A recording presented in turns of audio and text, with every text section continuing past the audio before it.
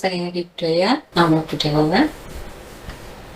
Dan pada kesempatan yang baik ini, saya ingin menyampaikan sedikit hal mengenai pengembangan tentang praktek lima sila, yaitu Pancasila Buddhis, yang pada umumnya sudah diketahui dan juga sudah dipraktekkan oleh umat Buddhis pada umumnya. Jadi, ini sesuatu hal yang sangat bisa dikatakan, mungkin orang mengatakan, oh, ini adalah hal yang sudah biasa, sudah yang keseharian untuk kami praktekkan. Tetapi terkadang orang ragu, apakah praktek dari lima sila ini sudah sempurna, atau mungkin ada yang, aduh, praktek lima sila saya masih suka bolong-bolong, ya. Oh, di sila pertama atau sila yang lainnya, oh, ini sangat sulit sekali untuk saya tinggalkan, misalnya. Dan juga ada beberapa pola-pola kehidupan yang terkendala juga dengan praktek lima sila ini. Tapi di sini kita akan melihat dari sisi yang sedikit berbeda, yaitu bagaimana untuk mengembangkan praktek ini menjadi sesuatu yang bisa kita maknai di keseharian kita, dan juga bisa kita pahami bahwa, oh, saya sudah mempraktekkan dengan benar. Ya. Jadi sila pertama misalnya tentang tekad untuk menghindari pembunuhan, ya. Apakah sekedar menghindari tidak membunuh makhluk hidup, tidak membunuh manusia misalnya, atau bahkan tidak membunuh makhluk-makhluk yang bisa dikatakan makhluk yang berukuran kecil, sedang atau besar. Nah, ini aturan diberikan kepada kita untuk menjadi satu perlindungan kita. Maka aturan itu sifatnya adalah saya melatih diri untuk menghindari pembunuhan. Bagaimana kita mengembangkan? Ternyata pengembangannya sangat gampang, ya. Gampangnya gimana? Untuk bisa mengembangkan sila pertama ini, ya, kita bisa mempraktekkan untuk mengembangkan cinta kasih. Kita bisa mempraktekkan untuk tidak menyakiti makhluk lain. Kita bisa mempraktekkan bahkan dengan berdana pun kita sedang mengembangkan sila pertama. Kok bisa berdana bisa mengembangkan sila pertama?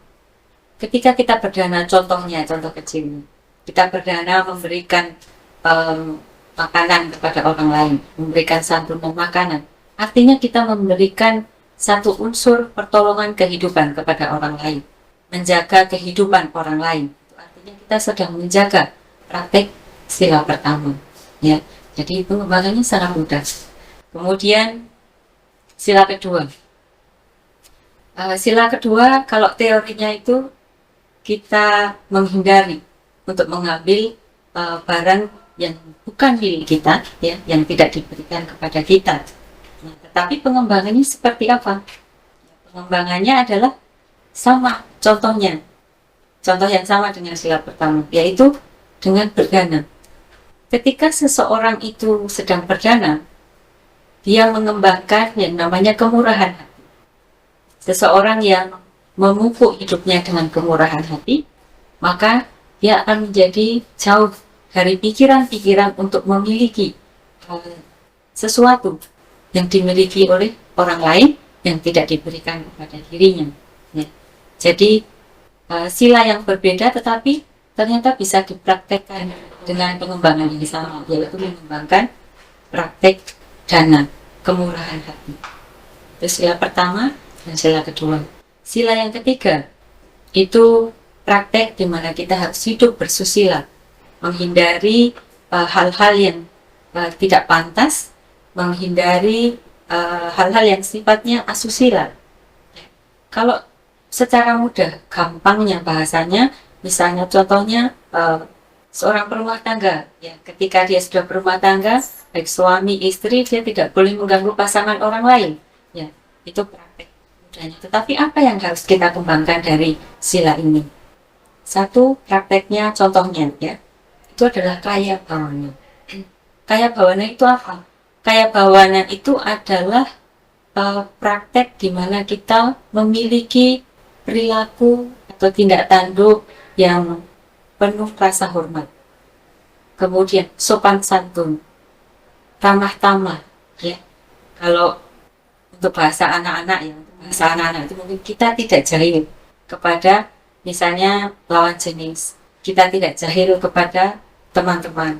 Itu praktek dari kaya bawana. Nah, ketika kita memiliki praktek kaya bawana yang baik, ya, kita hidup dengan penuh rasa hormat kepada orang lain, kita menjaga perilaku kita sopan, santun, ramah tamah, artinya kaya bawana kita berkembang dan kita menjaga sila ketiga, kita tidak akan melanggar sila ketiga.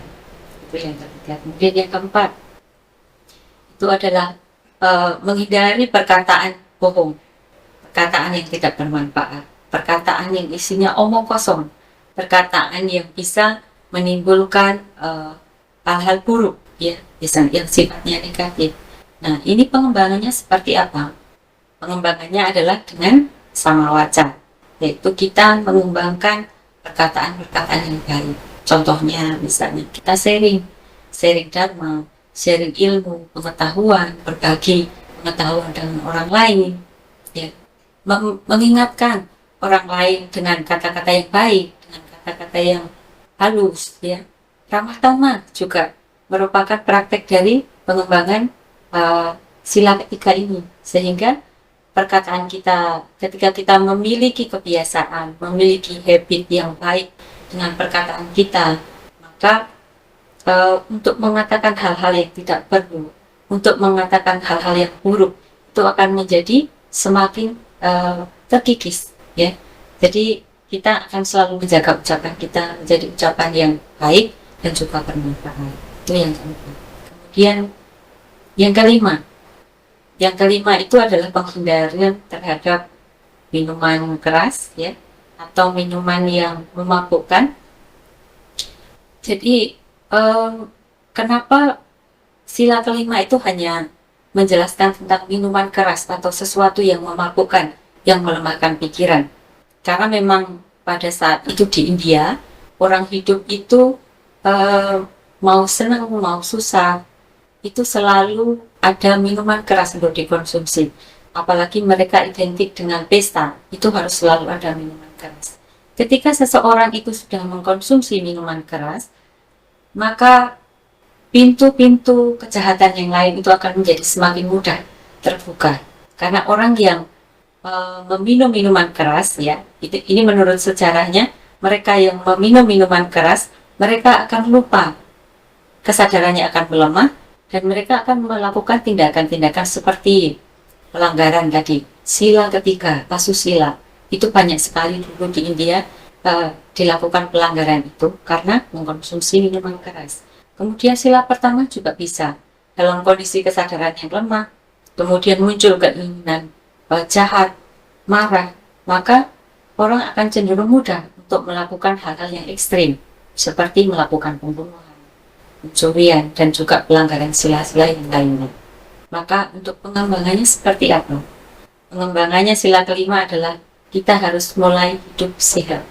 Kita ingat bahwa Buddha mengatakan ahara itu adalah sesuatu yang penting untuk manusia. Ahara itu adalah makanan. Maka mengkonsumsi makanan yang sehat, gaya hidup sehat, ya, perilaku yang sehat. Ya, kalau kita sudah melakukan itu, maka dengan pola kehidupan yang sehat, maka tentunya hal-hal yang seperti minuman keras ini tidak akan menjadi hal yang diinginkan lagi.